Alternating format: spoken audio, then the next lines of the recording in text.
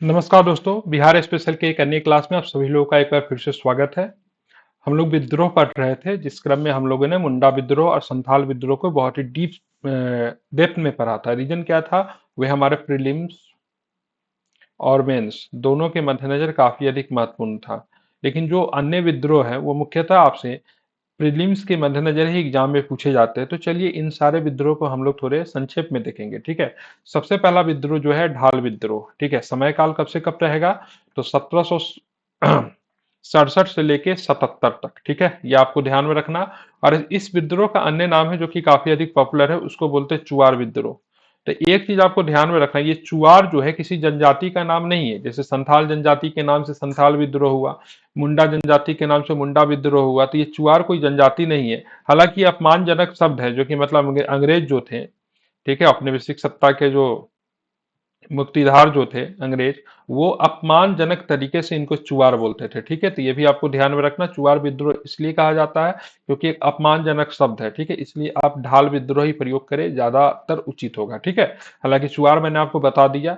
हालांकि ये चुआर कोई जनजाति नहीं है, ये भी आपको ध्यान में रखना। अगर आपसे नेता का नाम पूछा जाएगा तो जगन्नाथ ढाल याद रखिएगा, इंपॉर्टेंट है, कई बार एग्जाम में पूछा जाता है। सो बताओ, ढाल विद्रोह का नेता कौन था, या फिर चुआर विद्रोह का नेता कौन था? तो आपको ध्यान में रखना है जगन्नाथ ढाल। कहीं पे दुर्जन सिंह का भी नाम आता है, क्योंकि दुर्जन सिंह जो थे स्थानीय भूमिज सरदार थे, ठीक है। इससे भूमिज जनजाति के लोग जुड़े हुए थे, ये भी आपको ध्यान में रखना है। तो दुर्जन सिंह भी मैं लिख दे रहा हूं। अगर ज्यादा डेप्थ में अगर पूछेगा तो ये भी आपसे पूछ सकता है, ये भी आप ध्यान में रख सकते हो, ठीक है।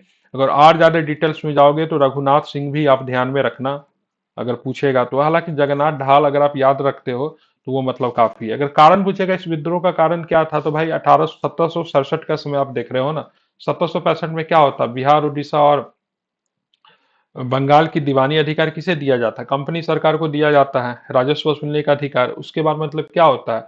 उसके बाद मतलब जो जनजातीय थे उनके उनका बहुत अधिक शोषण होने लगता है, ठीक है।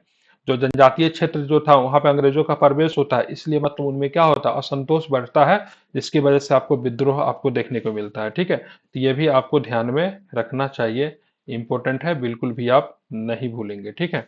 आगे चलते, आगे कौन सा विद्रोह है? तो आगे देखेंगे पहाड़िया विद्रोह। इंपॉर्टेंट है, काफी बार एग्जाम में पूछा गया है, ठीक है। ये भी एक प्राचीन जनजाति है जो कि मतलब कहाँ रहते थे? तो झारखंड के उत्तर पूर्वी भाग में रहते थे, ठीक है, जो कि राजमहल का पहाड़ी है, या फिर संथाल परगना प्रमंडल भी कह सकते हैं। कब विद्रोह की शुरुआत हुआ? तो 1778 में आप देखोगे तो बिहार की इस विद्रोह की शुरुआत होती है, ठीक है। इसमें कई जनजाति लोग जुड़े हुए थे, मतलब इसकी शाखा की बात करेंगे तो कई शाखा आपको देखने को मिलता है। हालांकि इसमें नहीं दिया हुआ है, लेकिन मैं बता देता हूँ, ठीक है। इसमें जो जनजाति जो थे माल पहाड़िया बोलते थे, ठीक है, ये भी आपको ध्यान में रखना, इतना डिटेल्स में नहीं पूछेगा। माल पहाड़िया था। दूसरा जो था सौरिया था, ठीक है। इसमें जो था सौरिया पहाड़िया था। कि झारखंड पीसीएस की तैयारी अगर आप करोगे तो वहां पे बड़ा डेप्थ में ये सब पढ़ना होता है, ठीक है। तो सौरिया पहाड़िया विद्रोह भी इसको कहते हैं। दूसरा जो था कुमार भाग था, ठीक है, कुमार भाग। तो इसको तीन कैटेगरी में इसको बांटा गया है, ठीक है। ये सब पहाड़िया ही है, लेकिन माल पहाड़िया, सौरिया पहाड़िया, कुमार भाग पहाड़िया, तो तीन कैटेगरी में इसको बांटा गया था। ये बहुत ही लड़ाकू जनजाति थी।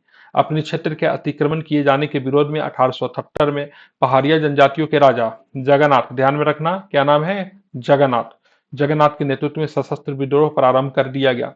यह विद्रोह अत्यंत हिंसक एवं खूनी था। इस विद्रोह को अंग्रेजों ने निर्दयता पूर्वक कुचल दिया। देखिए परिणाम, देखिए अगर कारण पूछा जाएगा तो सबका कारण वही है से भाई। 1765 के बाद मतलब क्या होता है, दीवानी अधिकार मतलब किसको मिला? कंपनी सरकार को मिला, जिसके वजह से मतलब इनके अधिकार प्रभावित हुए, ठीक है। उसके बाद मतलब क्या होता है, ये लोग विद्रोह करते हैं, और जाहिर सी बात विद्रोह करेंगे तो ये लोग कहाँ रहते थे? जंगल में रहते थे। जंगल में संसाधन संसाधन परिपूर्ण थी। उसके बाद ये विद्रोह हिंसक हो जाता था, क्योंकि कोई आम जनमानस वाला अगर बोलिएगा मास लीडर की भूमिका नहीं थी। गांधी जैसा लीडर तो कोई था नहीं इनके पास। जो भी लीडर था जो हिंसा की बात करता था, और जब हिंसा होता था, जो स्टेट जो था, राज्य जो था उस समय, जो औपनिवेशिक सरकार थी, वो बहुत ही निर्दयता पूर्वक इसे क्या करती थी, कुचल देती थी, जिसमें बहुत अधिक जनजाति लोग मारे जाते थे। हालांकि बाद में कंपनी सरकार ने देखा ये विद्रोह कोई एक बार नहीं बार बार हो रहा है, तो इसके पीछे कारण क्या है? तो उसके बाद बहुत सारी चीजें आपको देखने को मिलता है, जैसे कि से आप छोटा नागपुर काश्तकारी अधिनियम आया, ठीक है, 1908 में। संथाल परगना क्षेत्र बनाया गया ताकि इनके अधिकार को सुरक्षित किया जाए। तो सरकार की बात करेंगे, उस समय की जो तत्कालीन सरकार थी, ब्रिटिश सरकार कहना उचित नहीं होगा क्योंकि उस समय तो कंपनी का ही सरकार था। तो कंपनी सरकार ने इसके लिए कुछ प्रयास भी किए थे, ठीक है। तो ये भी आपको ध्यान में रखना चाहिए। तीन प्रमुख शाखाएं थी, मैंने पहले भी बता दिया। माल पहाड़िया ध्यान में रखना है, सौरिया पहाड़िया ध्यान में रखना है, कुमार भाग पहाड़िया ध्यान में रखना है, ठीक है। 1778 में विद्रोह प्रारंभ हुआ। अगर नेता का नाम से पूछा जाएगा तो ध्यान में रखना जगन्नाथ, ठीक है।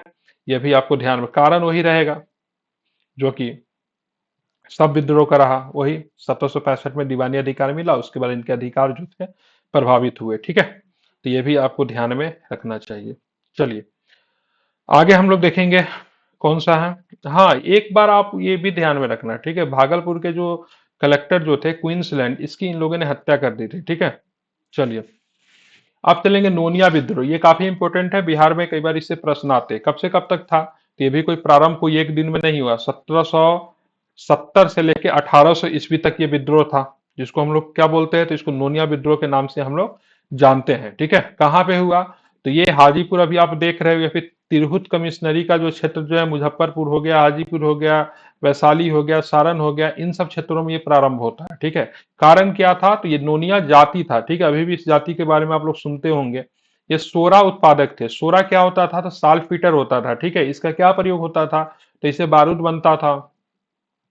अब बारूद का प्रयोग उस समय तोप में, गोली के रूप में, बंदूक में इसका होता था। ये काफी अधिक उपयोगी था, इसलिए इसकी डिमांड की बात करेंगे, जो कंपनी जो थी, ब्रिटिश कंपनी थी, वो भी करते थे, फ्रेंच जो थे वो भी करते थे। तो काफी अधिक इसका डिमांड था। लेकिन रीजन क्या था ना, नोनिया जनजाति लोग जो इसके उत्पादक जो थे, जब ये अपने सोरा को बेचते थे, तो बीच में मिडिल मैन जो होते थे, बहुत अधिक पैसे इनके खा जाते थे। जैसे मान लीजिए इनसे सस्ता में खरीद लिया, मान लीजिए इनसे 2 रुपए में खरीदा, ठीक है। अब मिडिल मैन ने मतलब क्या किया, जो कंपनी को इसको बेच दिया 8 रुपया में या फिर 9 रुपया में बेच दिया, बीच के पैसे ये खा जाते थे। और जो कंपनी सरकार जो थी, इनसे डायरेक्टली नहीं खरीदती थी, ये हमेशा मिडिल मैन के द्वारा ही आती थी। तो इस वजह से इन लोगों ने मतलब क्या किया, उचित कीमत न मिलने की वजह से इन लोगों ने क्या किया, विद्रोह कर दिया। सोरा का उपयोग मैंने बता दिया, गोली में, बंदूक में, ठीक है, तोप में होता था, बारूद बनता है इससे। क्षेत्र अगर पूछा जाता, हाजीपुर हो गया, तिरहुत हो गया, सारण हो गया, पूर्णिया हुआ, ठीक है। कारण क्या था, सोरा उत्पादन का उचित मूल्य उत्पादकों को न मिलना। इस काल में बिहार सोरा उत्पादन का मुख्य केंद्र था। सोरा उत्पादन करने का कार्य मुख्य रूप से नोनिया जाति के द्वारा किया जाता था। सोरा का उपयोग किस लिए होता था, तो ध्यान में रखना, बारूद बनाने के लिए सोरा का उपयोग होता था। यह भी आपको ध्यान में रखना चाहिए, इंपॉर्टेंट है, ठीक है। कौन से जाति इनसे संबंधित है, तो नोनिया जाति संबंधित है। कोई प्रमुख नेता नहीं है इसका, ध्यान में रखना, इसका कोई प्रमुख नेता नहीं है। पूरे जाति के द्वारा इस विद्रोह को मतलब किया गया, ठीक है। यह भी आप ध्यान में रख सकते हो, ठीक है। चलिए आगे देखेंगे तमार विद्रोह, ठीक है। इंपॉर्टेंट है, कई बार प्रश्न पूछा जाता है। तारीख आप लोग ध्यान में रखिएगा, 89 से लेके 94 तक ये विद्रोह हुआ, तमार विद्रोह। अंग्रेजों ने 1771 ईस्वी में छोटा नागपुर पर अपना अधिकार जमा लिया। यहाँ के जमींदारों को कंपनी का संरक्षण प्राप्त हो चुका था, ठीक है। जो जमींदार जो थे, या फिर जिनको हम लोग डीकू के अंतर्गत हम लोग रखते हैं, ठीक है, बाहरी लोग, या फिर जो साहूकार जो थे, जो कि मतलब क्या करते थे, ऋण देते थे, महाजन जो थे जो कि ऋण देते थे, ठीक है। तो उनको संरक्षण प्राप्त था, किसको, कंपनी के लोगों का संरक्षण प्राप्त था। पुलिस प्रशासन भी उनकी बात सुनती थी। जो आदिवासी जो थे या फिर जनजाति जो थे, उनके हितों का ध्यान नहीं रखा जाता था। इस कारण मतलब क्या होता, विद्रोह होता है। इस कारण जमींदारों ने किसानों की जमीनें हड़पनी शुरू कर दी। फलतः 1889 में छोटा नागपुर के उरांव जनजाति द्वारा, ये पूछा जा सकता है आपसे, तमार विद्रोह के कौन से जनजाति जुड़ा हुआ था, तो ध्यान में रखना, उरांव जनजाति इंपॉर्टेंट है। और उरांव जनजाति द्वारा जमींदारों और साहूकारों के शोषण के खिलाफ विद्रोह की शुरुआत हुई। यह विद्रोह 1794 तक चलता रहा। अंततः उसका भी परिणाम की बात करेंगे, वही होता है, क्या होता है, अंग्रेजों के द्वारा इसे मतलब क्या किया, कुचल दिया गया। यह भी आपको ध्यान में रखना, इंपॉर्टेंट है, ठीक है। और जनजाति अगर आपसे पूछा जाएगा तो ध्यान में रखना, इसमें उराव जनजाति थे, लेकिन इनको सहयोग मुंडा के द्वारा भी मिला था, यह भी आपको ध्यान में रखना। तो सहयोगी जनजाति की बात करेंगे तो मुंडा भी था इसमें, तो उराव भी शामिल था और मुंडा भी शामिल था। देखिए कैसा होता था ना, अगर कोई विद्रोह अगर कोई विशेष जनजाति के लोग करते थे, तो उनसे मिलता जुलता विद्रोह भी आसपास में शुरू हो जाता था। इससे मतलब क्या होता था, एक दो जनजाति जो थे आपस में मतलब क्या होते थे, कम्युनिकेट कर लेते थे, ठीक है, ध्यान में रखना। चलिए खुटकुटी व्यवस्था के बारे में मैंने तो बताया ही था, क्या था खुटकुटी व्यवस्था, तो ये मुंडाओं की एक अपनी पौराणिक व्यवस्था थी, ठीक है, जो कि सामूहिक भूमि स्वामित्व की बात करती थी, तो कहीं ना कहीं वह भी मतलब यहाँ पे प्रभावित हो रहा था, इसलिए विद्रोह जो था शुरुआत हुआ था। तो तमार विद्रोह में मुंडाओं का भी योगदान शामिल है, यह भी आपको ध्यान में रखना। अब आते हैं नेक्स्ट। नेक्स्ट जो है आपका चेरो विद्रोह। ठीक है, कई बार एग्जाम में पूछा जाता है, काफी इंपोर्टेंट है। यह विद्रोह सन 1800 ईस्वी में पलामू के चेरो किसानों ने अपने राजा के विरुद्ध शुरू किया था। ध्यान में रखना, यह विद्रोह किसी औपनिवेशिक सरकार के खिलाफ नहीं था, राजा के विरुद्ध था। हालांकि राजा को किसका संरक्षण प्राप्त था, तो ध्यान में रखना, राजा को जो था किसका संरक्षण प्राप्त था, औपनिवेशिक सरकार की जो संरक्षण जो था वो उनको मिला हुआ था। अंग्रेजों ने पलामू के राजा जयनाथ सिंह को अपदस्थ कर दिया और उनके स्थान पर गोपाल राय को राजा बना दिया। कुछ समय के बाद गोपाल राय विद्रोही चेरो सरदार के साथ मिल गया, जिससे अंग्रेजों ने गोपाल राय को बंदी बनाकर पटना जेल में डाल दिया। ठीक है, तो यह भी आपको ध्यान में रखना चाहिए। इसके पश्चात अंग्रेजों ने चूड़ामन को वहां पर राजा बना दिया। ध्यान में रखना, इंपॉर्टेंट है, चूड़ामन को वहां पर राजा बना दिया गया। चूड़ामन जो था अंग्रेजों का भक्त था। ठीक है, तो सबसे पहले आपको यह ध्यान में रखना है कि ये चेरो विद्रोह 1800 से लेकर 1802 ईस्वी में, ठीक है, झारखंड में शुरू होता है। क्षेत्र की बात करेंगे मुख्यतः पलामू क्षेत्र। ठीक है, झारखंड का जो पलामू क्षेत्र है, जिसको भी वर्तमान में मेहंदी नगर या फिर डाल्टेनगंज के नाम से भी जानते हैं, डाल्टेनगंज जो कि ब्रिटिश के नाम पे ही है। ठीक है, मेहंदी नगर की बात करेंगे, अभी उसका नाम पड़ गया, जो कि वहां के लोकल राजा जो था उनके नाम पे है। ठीक है, तो यहाँ पे क्या होता है, जो चेरो राजा की बात करेंगे, उनके विरुद्ध ये विद्रोह शुरू हुआ था। पलामू के राजा सबसे पहले कौन थे, जयनाथ सिंह। जयनाथ में लिख रहा हूं, ठीक है, इनको अपदस्थ किया जाता है। और इसके बाद जो राजा जो बनाया जाता है, किसको, गोपाल राय को राजा बनाया जाता है। ब्रिटिश को लगता है ये व्यक्ति मेरे हिसाब से काम करेगा, लेकिन ये व्यक्ति भी मतलब क्या था, ब्रिटिश के हिसाब से नहीं काम करता है। और वहां के जो जनजाति जो थे, जो उनके जो सरदार जो था चेरो, उनसे ये मिल जाते हैं और मतलब ब्रिटिश के खिलाफ ही मतलब विद्रोह कर देते हैं। बाद में ब्रिटिश क्या करता है, इनको अपने पद से हटा देता है, अपने एक पपेट को बैठा देता है, जिसका नाम क्या था, चूड़ामन।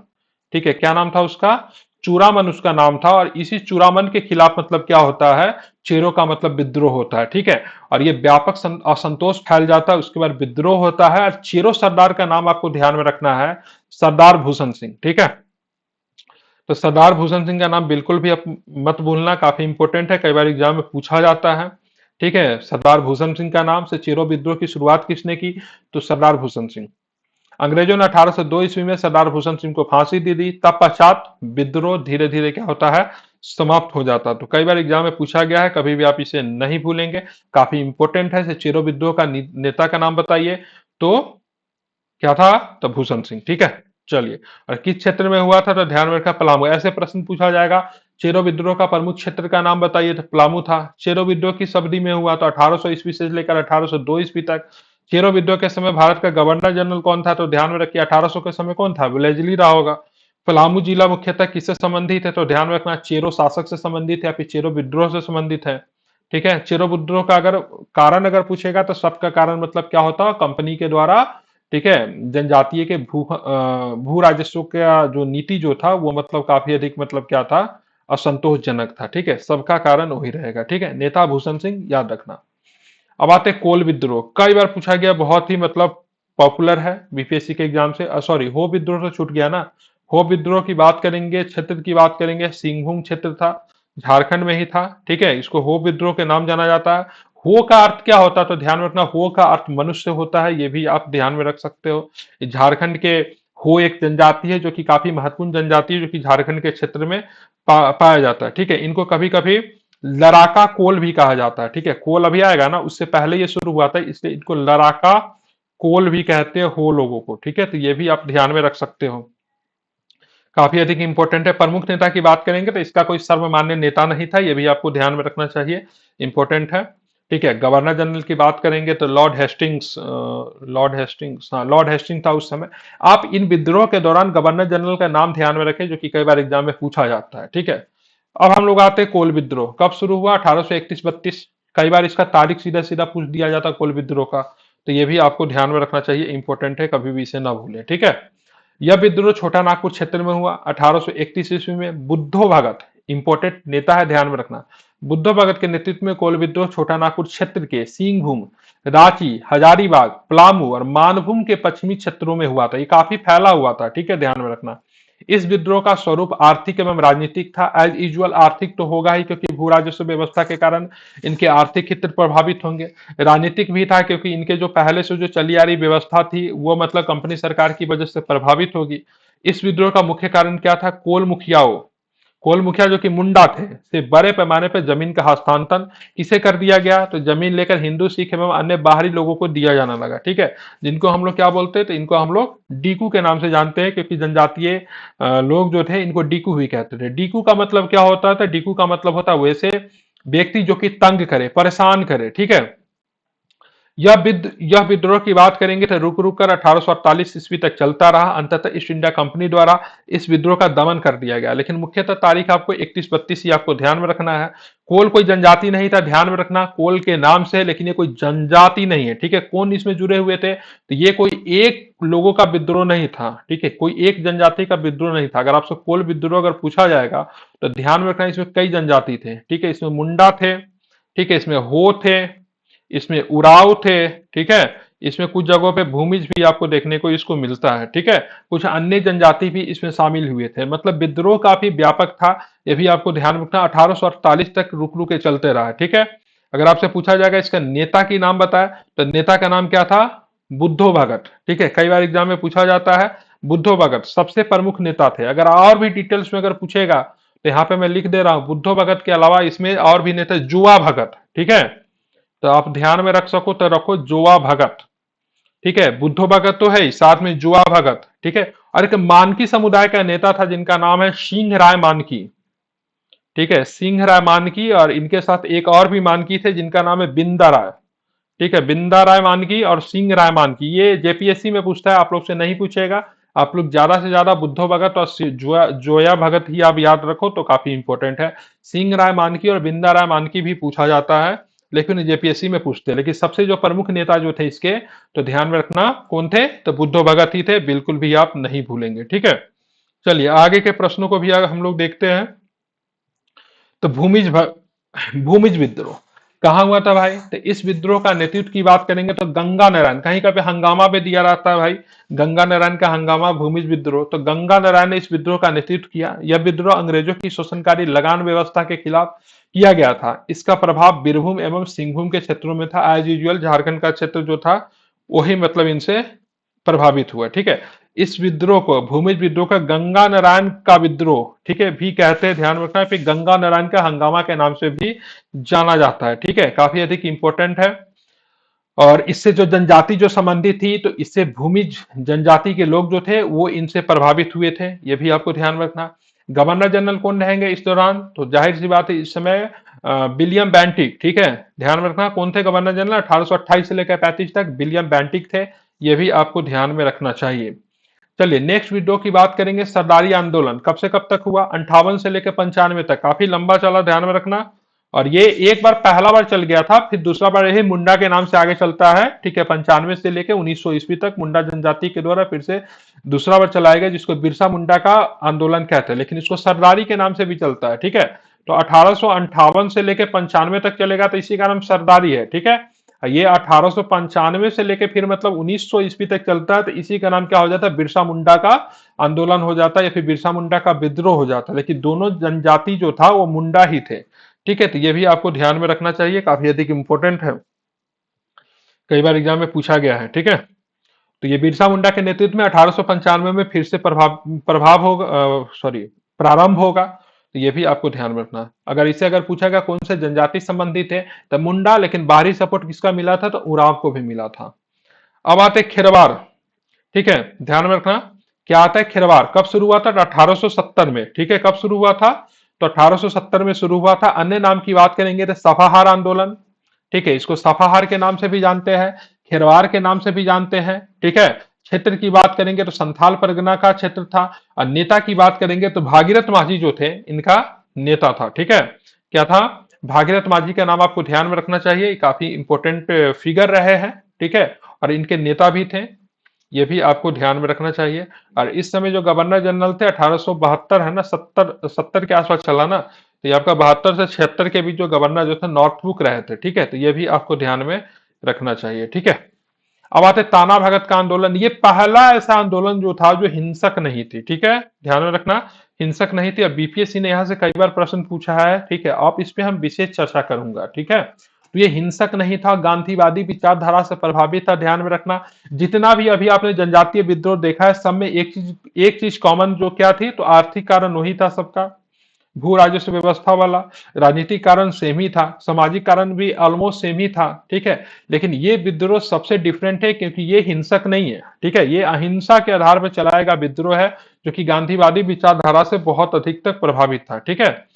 ये जो था गुमला जिला, आप जानते हो झारखंड में पड़ता है, वहां के एक बिशनपुर प्रखंड जो पड़ता है, ठीक है, बिशनपुर प्रखंड टोली से ये शुरू होने वाला विद्रोह था, ठीक है। और बाद में जाके 1920 में ये विद्रोह जो था गांधीवादी आंदोलन से जुड़ गया। और गांधी जी के ये इनके जो नेता जो थे ताना भगत, गांधीवादी विचारधारा के बहुत बड़े समर्थक थे, ठीक है। और इसको उरांव जनजाति इनसे संबंधित है, इस विद्रोह को उरांव जनजाति जो है उसका सुधार आंदोलन भी कहा जाता है, तो ये भी आपको ध्यान में रखना। तो यह उरांव जनजाति द्वारा प्रारंभ आंदोलन था। इस आंदोलन का शुभारंभ 21 अप्रैल 1914 ईस्वी को गुमला जिले के बिशनपुर प्रखंड के टोली ग्राम से हुआ। तो यह भी ध्यान में रखना, आजकल तो बीपीएससी कौन सा नदी झारखंड के किस जगह से निकलती है, कहाँ पे प्रवेश करती है, ये भी पूछने लगी है। तो ये भी पूछा जा सकता है भाई ताना भगत आंदोलन कहाँ से शुरू हुआ, तो वहां पे आपको गुमला जिला के अलावा आपको प्रखंड वगैरह का भी नाम याद रहे तो ज्यादा बेहतर है। बिशनपुर प्रखंड है, टोली ग्राम है, ये भी आप ध्यान में रखना। इस आंदोलन का नेतृत्व किसने किया, तो ध्यान रखना ताना भगत। आंदोलन का नेतृत्व अगर आपसे पूछा जा रहा तो जतरा भगत आपको ध्यान में रखना, ठीक है। जतरा भगत ने इस आंदोलन के को नेतृत्व किया। इनका मुख्य उद्देश्य क्या था, तो यही लगभग सबका सेमी था भाई, स्वशासन का अधिकार मिलना चाहिए, समानता की स्थापना होनी चाहिए, भूमि इस पर प्रदत्त है, मतलब भूमि जो है इस पर का है, ठीक है। इस पर कर समाप्त किए जाए, ठीक है, मतलब अगर भूमि इस पर का है, भूमि हमारा, तो इस पे किस प्रकार का टैक्स लगेगा, इसको समाप्त करो।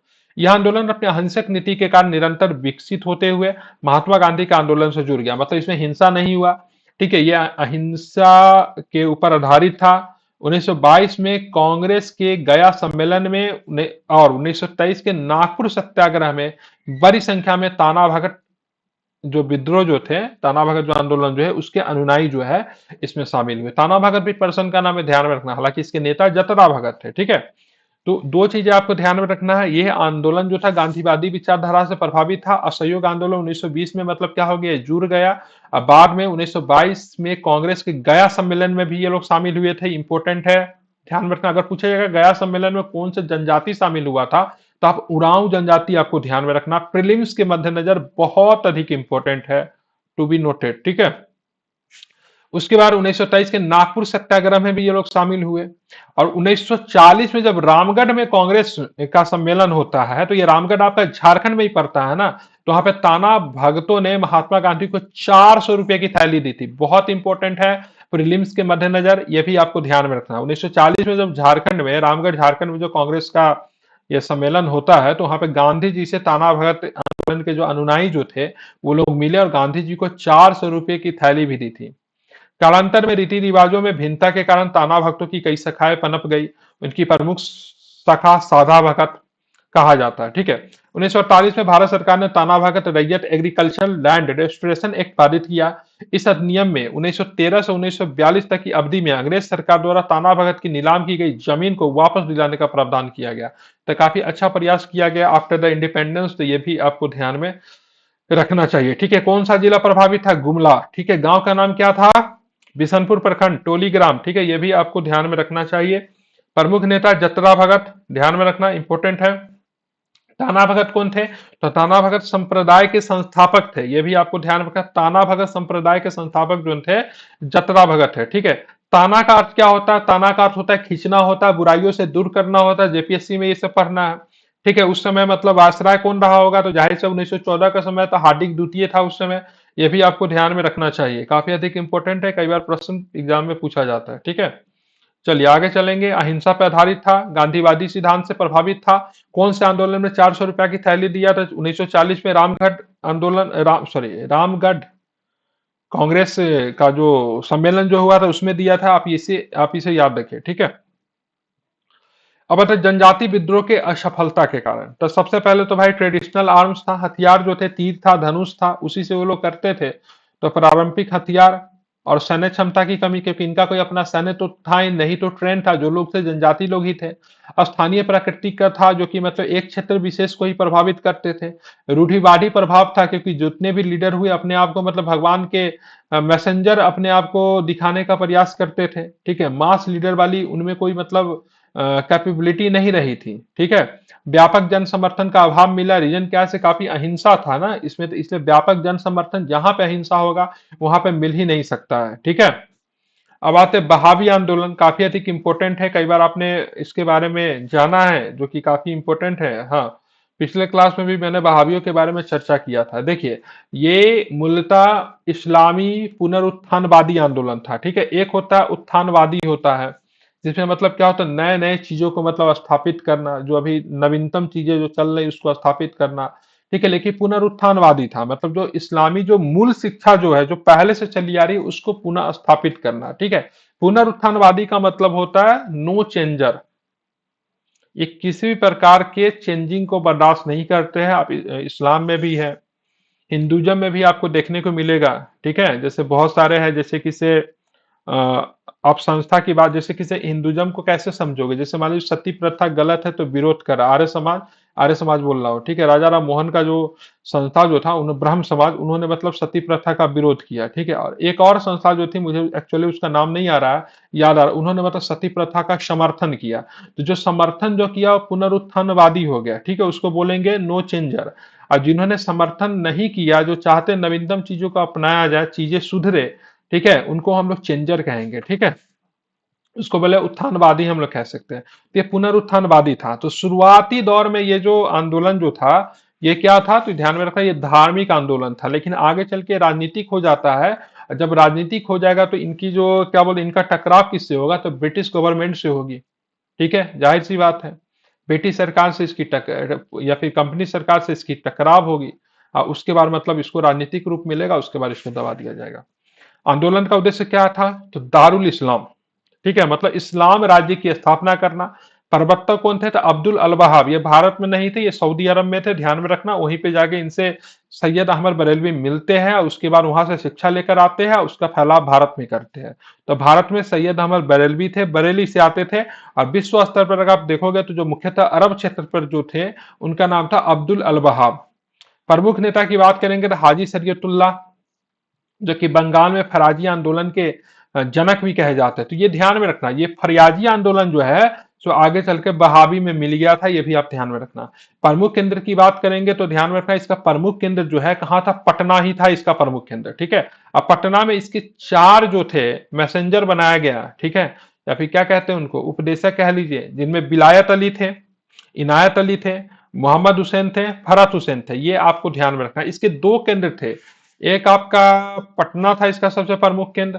हाँ, एक है जो पाकिस्तान, अफगानिस्तान, ईरान के साथ जहां पे बॉर्डर जो लगता है, उसको NWF के नाम से आई थिंक जानते हैं, नॉर्थ नॉर्थ वेस्ट फ्रंटियर। वहीं का एक जगह था, सितना की कुछ नाम है, एक्चुअली में मिस कर रहा हूं मैं। ठीक है, तो वही वहां भी था, और एक विशेष केंद्र की बात करेंगे, पटना था। ठीक है, तो यही से ये आंदोलन चलता था। आगे चल के आंदोलन काफी हिंसक हो गया, बहुत सारे नेताओं को गिरफ्तार किया जाता है, बहुत सारे नेताओं को फांसी दे दिया जाता है, लेकिन शुरुआत में इसका कोई भी राजनीतिक से किसी प्रकार का हस्तक्षेप नहीं था।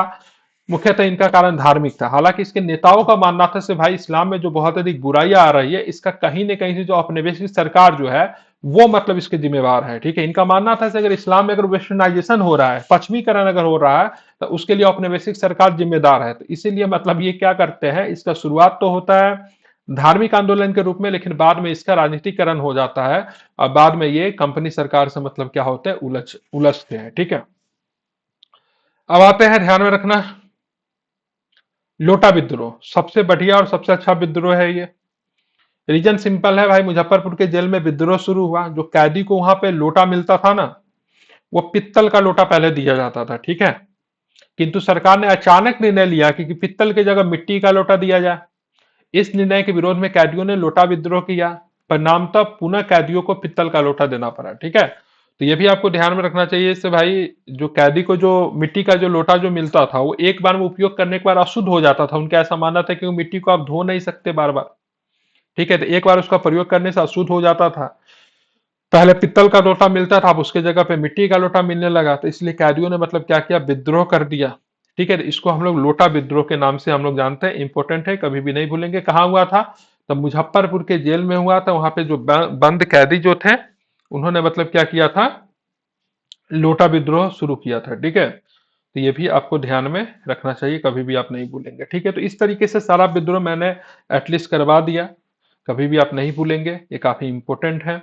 और कभी कभी प्रीलिम्स में आपसे पूछा भी जाता है। ठीक है, तो चलिए मिलता हूं आपसे एक नए वीडियो में, जहां पे हम लोग अन्य चीजों को प्रारंभ करेंगे। तो यहाँ पे अब जो अगला टॉपिक जो आई थिंक वो आपका होगा, वो मॉडर्न से रिलेटेड होगा। ठीक है, जिसमें नहीं, किसान आंदोलन। ठीक है, अगला टॉपिक जो होगा आपका किसान आंदोलन से होगा, तो हम लोग किसान आंदोलन के बारे में देखेंगे। ठीक है, अभी जो जनजाति विद्रोह के बारे में मैंने आपको पढ़ा दिया, तो इसको आप लोग ध्यान में रखना। ठीक है, चलिए, थैंक यू, मिलता हूँ फिर आपसे एक नए वीडियो में। शुक्रिया।